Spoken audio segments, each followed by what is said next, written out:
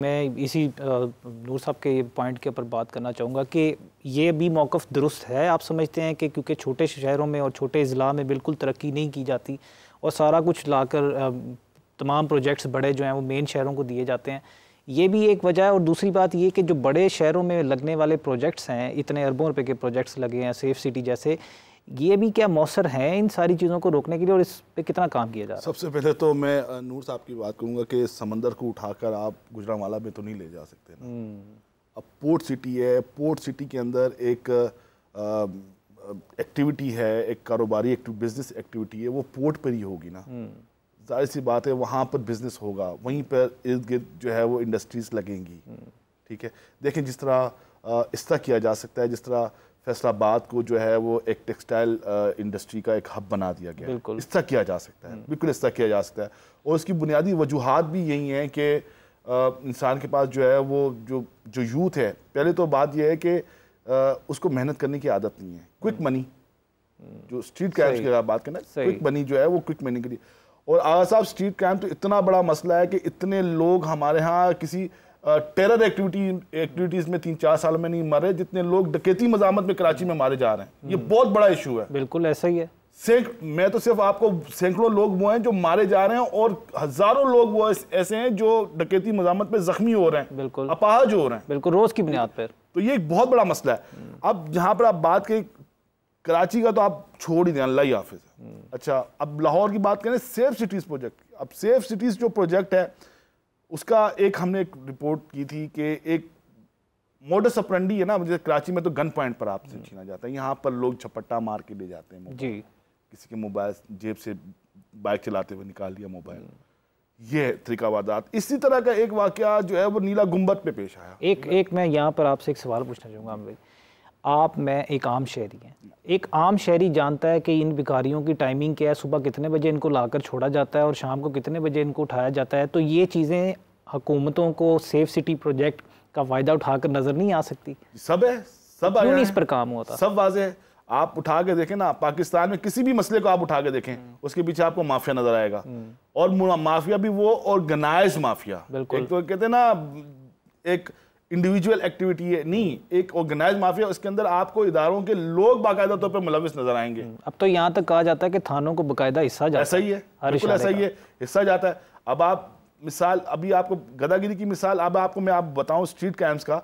Street crime का यह हाल हो गया, इतने रिपीट ऑफेंडर्स हो गए। हम बात कर रहे हैं, हम बात ये नहीं कर रहे, हमारी प्रोसिक्यूशन इतनी वीक है, इतनी वीक है कि अगर कोई पकड़ा भी जाता है उसको कोर्ट में जाकर पुलिस ये साबित नहीं कर पाती कि इसने ये स्ट्रीट क्राइम की वारदात में मुलविस है। अब पुलिस ने नया ढूंढा है उनकी टांगों पे गोलियां मारने का।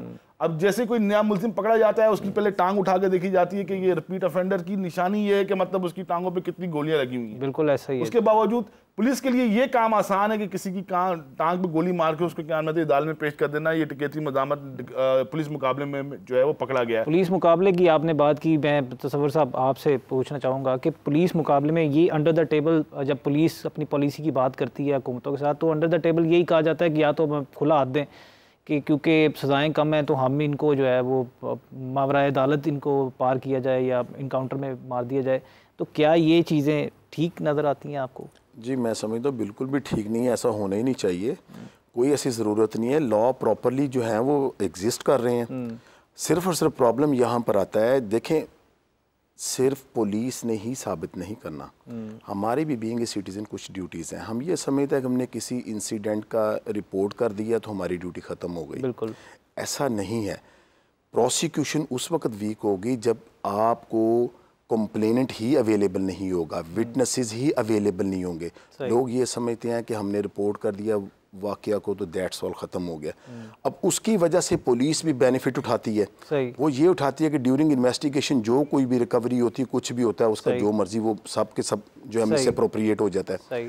तो अगर हम लोग अपने ठीक तरीके से, सिर्फ और सिर्फ अवेयरनेस की कमी है, मैं समझता हूँ लोगों को अवेयरनेस होनी चाहिए कि अगर किसी भी किस्म का को हमारे साथ क्राइम कमिट हो गया है, हमने रिपोर्ट कैसे करनी है और फिर ये है कि उसको प्रोसिक्यूट कैसे करवाना है। क्यों? बीइंग ए सिटीज़न, अगर हम एक मुल्ज़म को प्रोसिक्यूट नहीं करवाते और उसको ट्रायल को कंक्लूड करा के कन्विक्शन या क्विटल तक नहीं लेके जाते, तो मैं समझता हूँ कि हम भी बीइंग ए सिटीजन एक बहुत बड़ा जुर्म करते हैं। क्यों सर? वो इसलिए कि वो रिपीट जब करेगा और उसकी वजह से खुदा ना करे किसी की जान चले जाए, तो शायद हम अगर उस वक्त इतला दे के पूरा उसको परसू करते तो वो अगला क्राइम करने से। मैं आपसे यहाँ से शुरू करूँगा और एक और सवाल मेरा आपसे है, मैं वो पूछूंगा, लेकिन उससे पहले हम एक कॉल लेंगे। हमारे साथ एक कॉलर मौजूद है। जी अस्सलाम वालेकुम।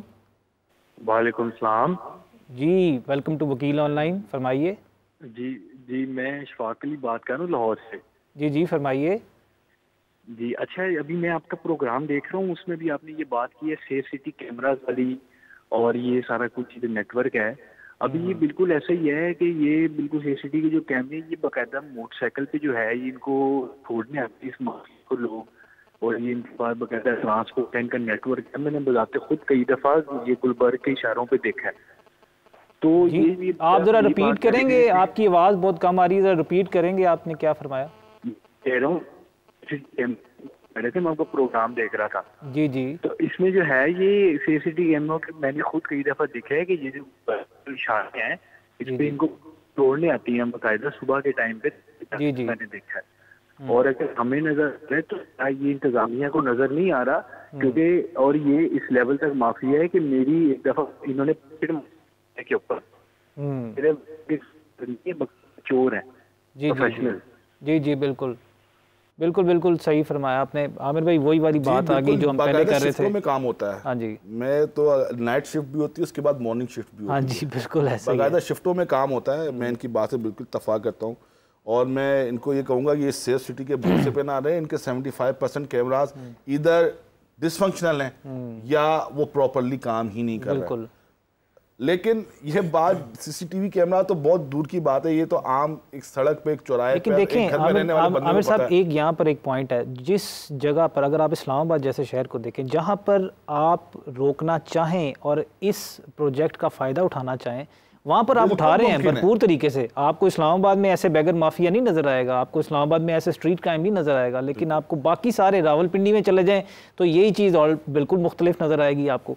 रिट है गवर्नमेंट की, रिट है गवर्नमेंट ने जहां पर अपनी रिट कायम की है वहां पर कायम हो गई है, जहां पर गवर्नमेंट की विलिंगनेस है। बिल्कुल, यहां पर बेसिकली गवर्नमेंट की विलिंगनेस नहीं है। मैं आपको पहले कह रहा हूं ये ऑर्गेनाइज क्राइम है, इसके अंदर रियासती इदारों के लोग भी इन्वॉल्व हैं, सिस्टम खुद मुलव्वस है। बिल्कुल सिस्टम मुलव्वस है। बहुत बड़ी बात ऐड करना चाहूँगा कि पिछले दिनों में यहाँ की तो ये बात है, फिरदौस मार्केट के इशारे वाली मशहूर बात है कि वो इशारा ख़राब हो गया और लोग रुक नहीं रहे थे, भिखारियों ने खुद पैसे डाल के वो ठीक करवाया ऐसे कि ये हमारी दिहाड़ी मत। अब ये हो गई हमारी कौमी सतह की बात। अब इंटरनेशनल चलते हैं।